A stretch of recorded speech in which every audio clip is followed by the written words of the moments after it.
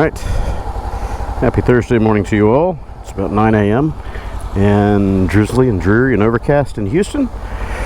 And I'm headed out for a work commute. And man, I hope my yard guys show up today. They were supposed to be here yesterday, and this yard is growing like crazy. All the rain that we've had, everything is just... Anywho, yeah, headed out on the 500X for a work commute. Stop by the gas station. And these guys are jackhammering out their patio or something that's going on back there. There's just been noise solid for the last several days. Jackhammers shake the ground, you know, so we can hear that in our house. Great.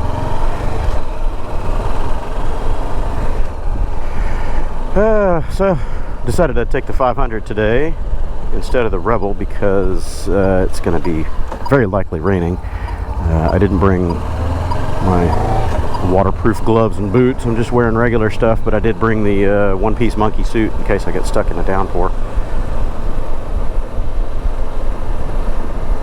Forgot to clean my mirror off.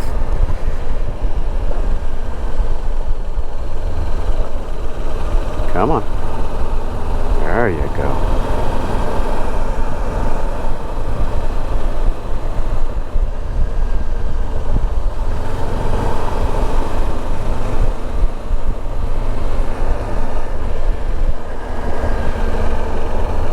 I don't know what to talk about today. I have not a clue.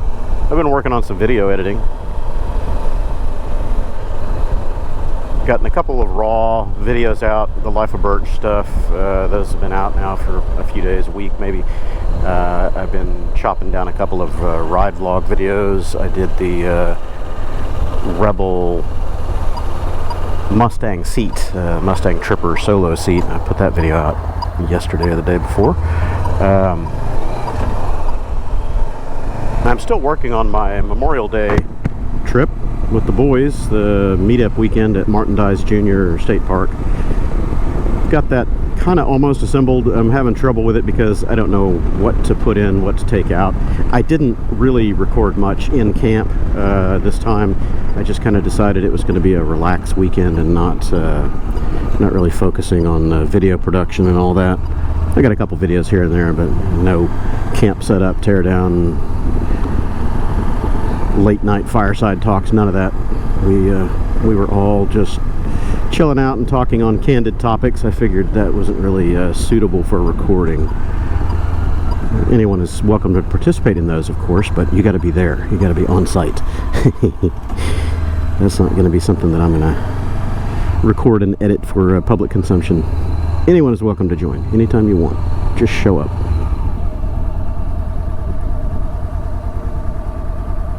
My pump is working again today. This is my pump. My pump. I always park here. This is my pump. It's been dead for several days. Shit, I think a week. It's been down a week. There was something wrong with both of them on this side. This one and that one. They were offline. Bagged up. No funciona. Quebrado. Okay. Fuel prices are on their way back up, but still under $3 a gallon. I guess that's not too bad. We'll feed it some mid-grade today. It's only 26 or 23 cents, 24 cents difference. That's tolerable. She's full. Bump it up a bit. Oh, can't see. Yeah, it's full enough.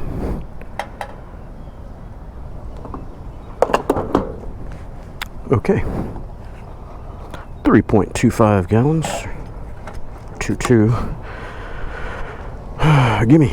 Come on, instant gratification. Let's go. Chop, chop. Vite, vite, maintenant.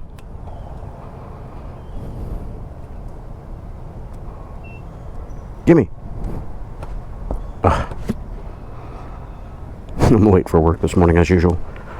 Can't reach it. I gotta think of a different place to put that phone mount.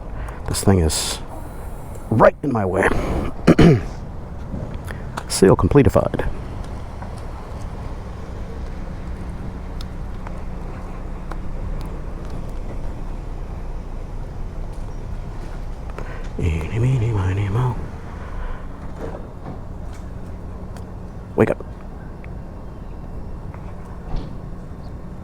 hard to read.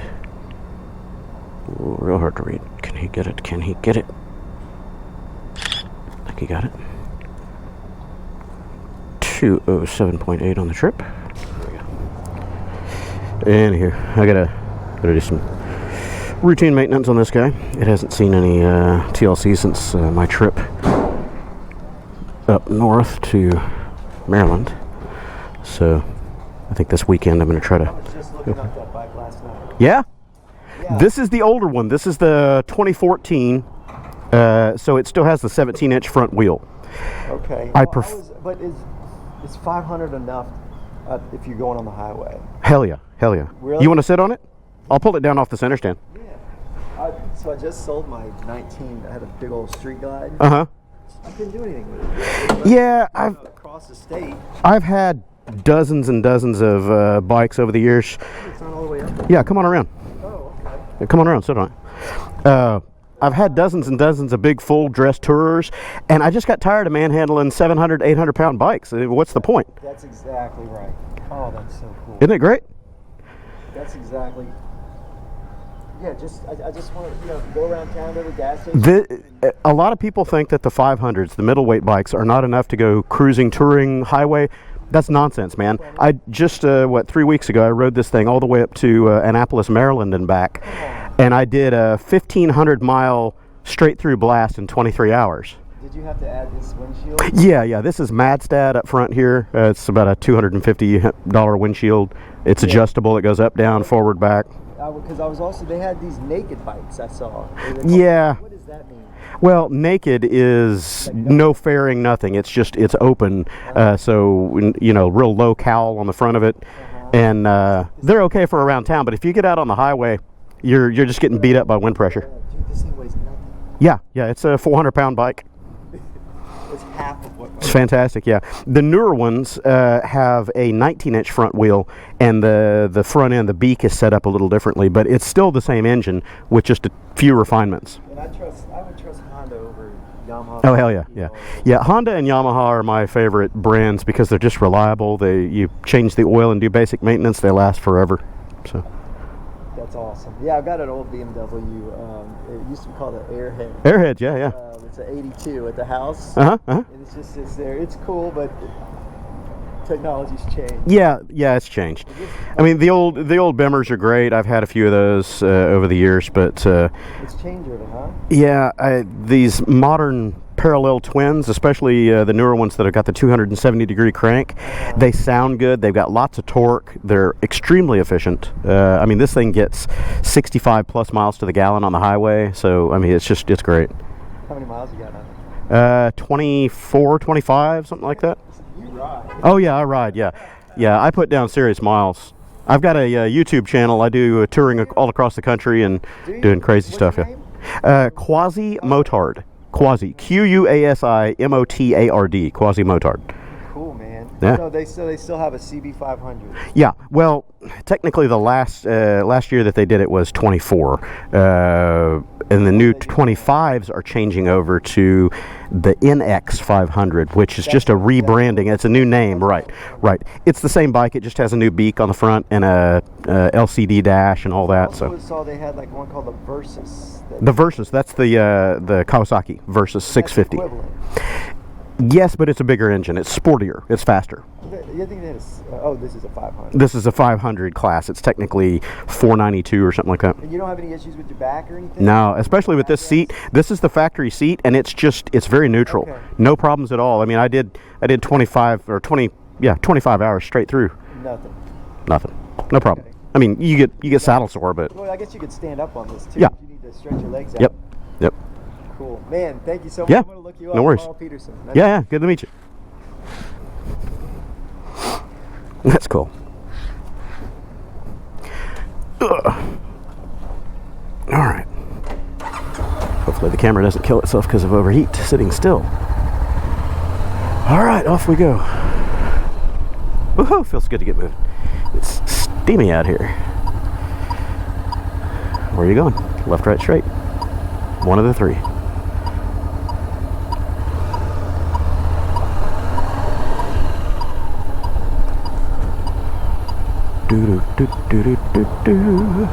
I'm really late for work. I'm supposed to be there at 9. It's way past that.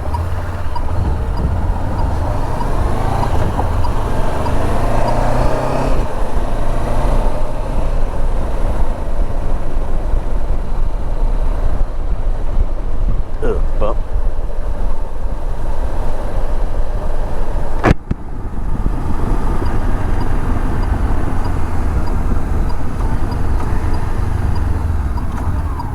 Ooh, go now.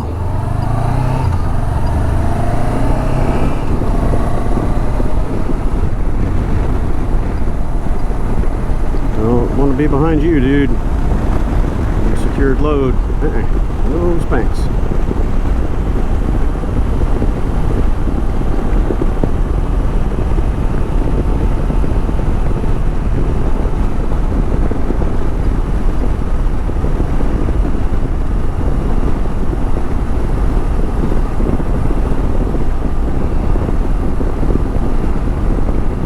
I hope the camera caught that guy's name.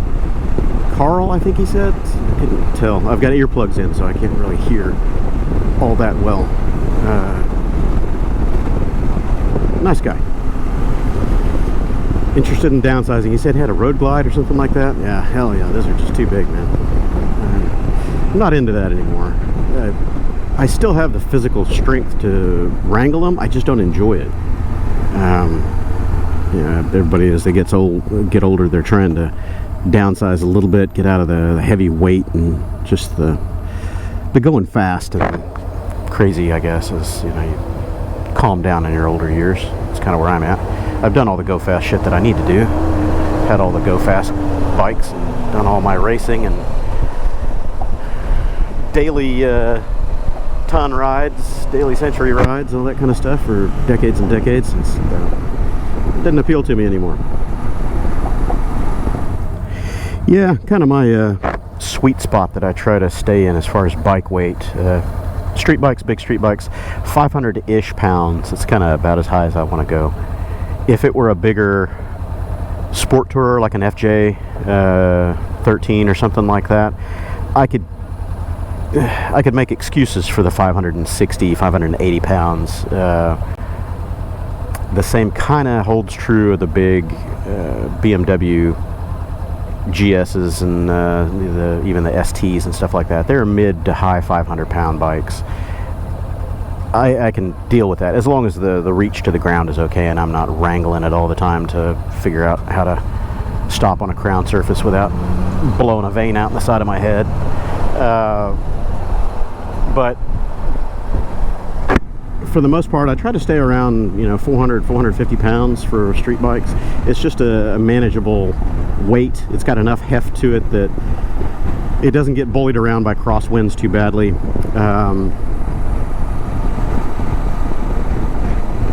When you get into really lightweight bikes, they get bullied by wind gusts, big trucks on the highways, things like that. And it depends on the layout of the bike too, if it's got fairings and all that. But anyway, about 400 to 450, it's just comfortable to me. And then the smaller bikes, of course, well, the lighter is better. As light as you can go. 250 pounds, 300 pounds, yeah, great. Especially for off-road chores and dual sporting and stuff like that. Any quote-unquote dual sport that's over 350 pounds, give me a break, man. That's not a dirt bike. It's a glorified road queen, that's all that is. Trying to tick those DEI boxes.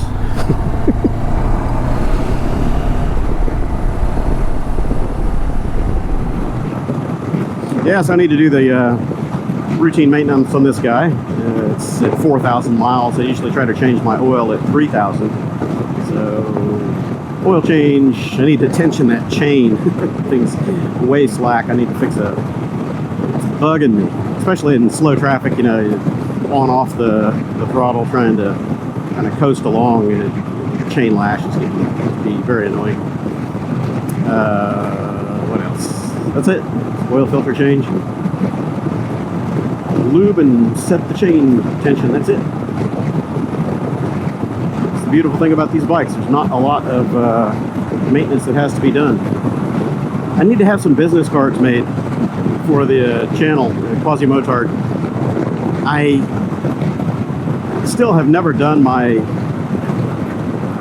channel art, you know, graphics, some type of logos, anything like that. I need to work on that. I keep telling myself that, but it's one of those, all right, I need to devote the time to it. I need to learn the discipline. I don't know, I'm not a graphics artist, so I don't really have any experience in that area and know what to do. I know you can farm stuff out to groups like Fiverr and things like that, and now with all the AI generated art out there, you could probably have some of the tools do it for you.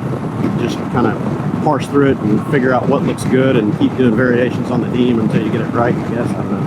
But still, it's an iterative process and it's time consuming. And then out of the AI tools, I don't know if you can get Adobe Illustrator .ai files, if you can get SVGs, whatever, you know, for sending to print companies.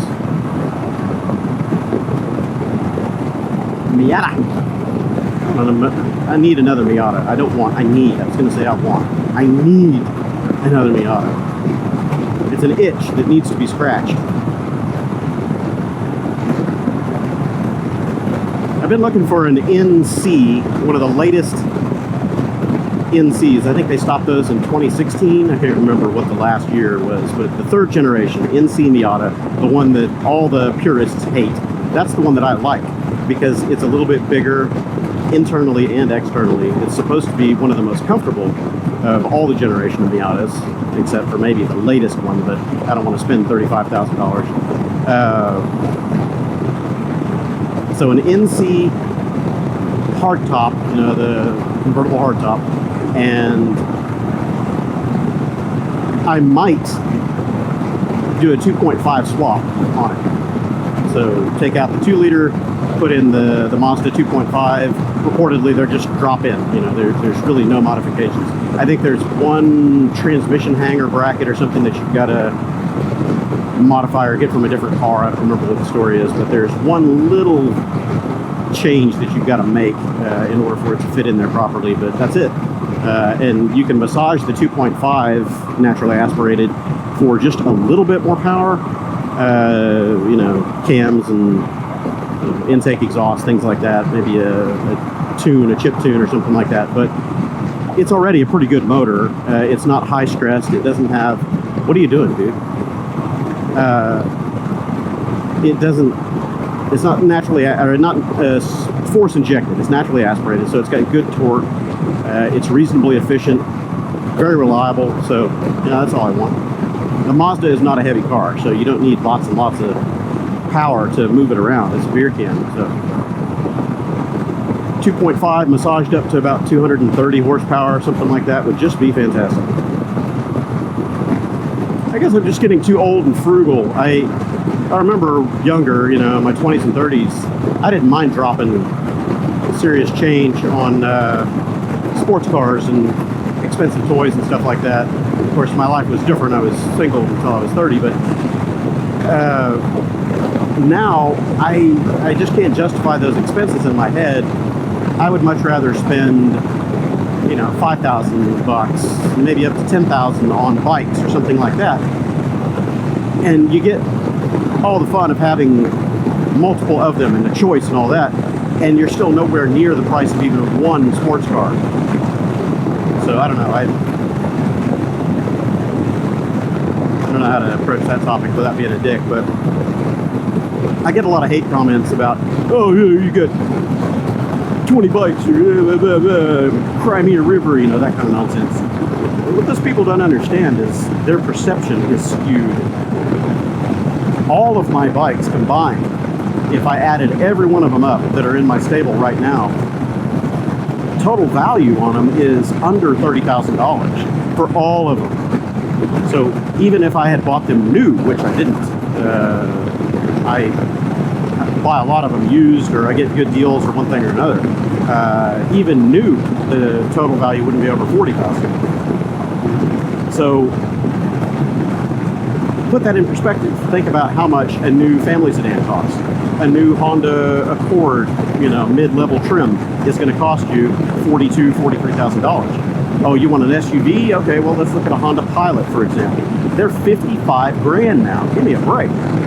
Then you've got a Chevy pickup truck, you know, one of these new Chevys out here. They're 45, 50 grand base, just barely getting them off the dealer's lot. Then you've got Suburbans and stuff like that. Those are $90,000 vehicles.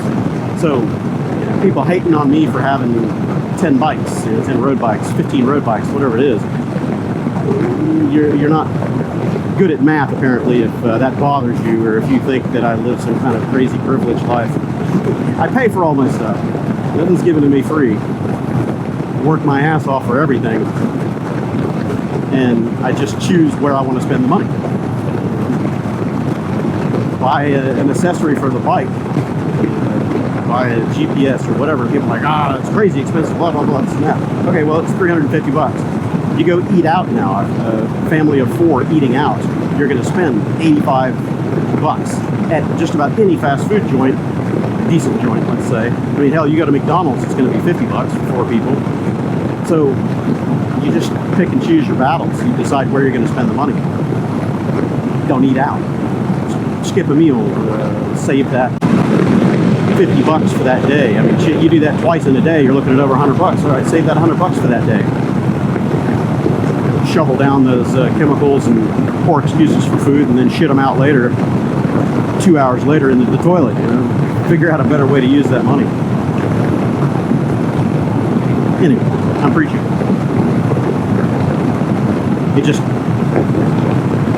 It doesn't bother me. It surprises me and astonishes me somewhat that people are that bad at managing their perceptions and their illusions of wealth and economy and, you know, what things cost and what life is really about.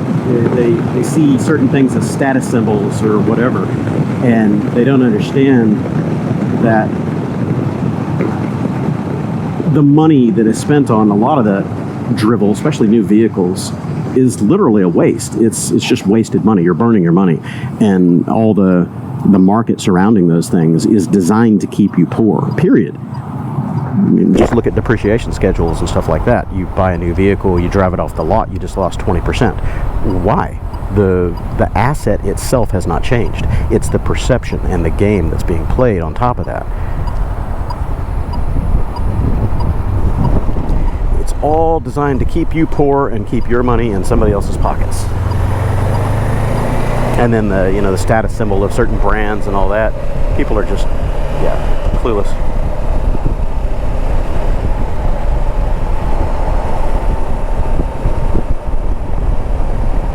I guess that's the getting old part, getting wiser, older, whatever you want to call it.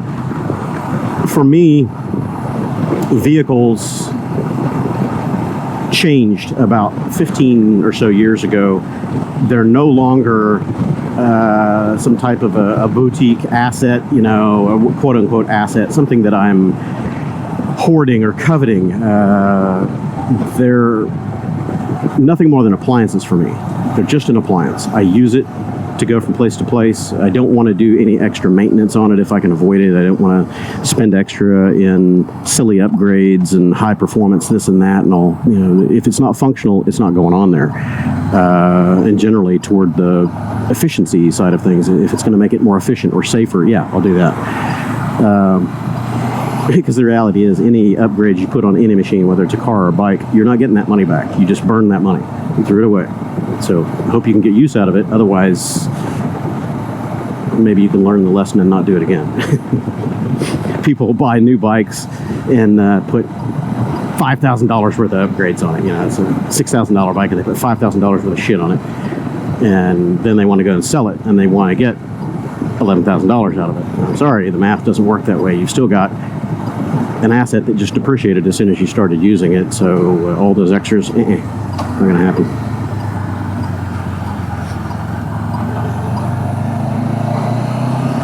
Cars are much worse. That's why I decided to do bikes. They're just less expensive to operate, maintain, repair, everything.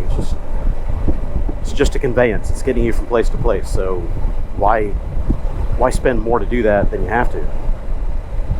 Sure, there are comfort and safety aspects, but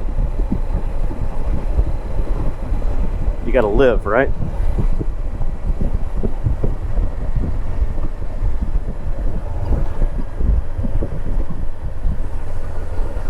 People that aren't motorcyclists just don't get it. You know, that's the thing. The aspect of freedom, you know, a vehicle is the epitome of autonomy and freedom. You can go where you want, when you want, however far you want, whatever, you just go. And motorcycles take that to the next level because you're not in a cage, you're part of the environment, so you're experiencing things in a different way. Sights, smells, sounds, everything is different in, you know, on a bike than in a car. And for those diehard motorcyclists like myself, it's an addiction, I mean, for better or worse. And when I'm taken away from it, it dulls my brain. I can't stand being in a car, in a cage. I don't know, it's that loss of freedom and mobility. And generally speaking, I accept the risks that go with it. You know, you don't have crush zones and airbags and all that kind of stuff on a bike, obviously. And as long as everybody else is playing by the same rules and the same social contract of, you know, don't intentionally run somebody else over, then it all works out. Most of the time.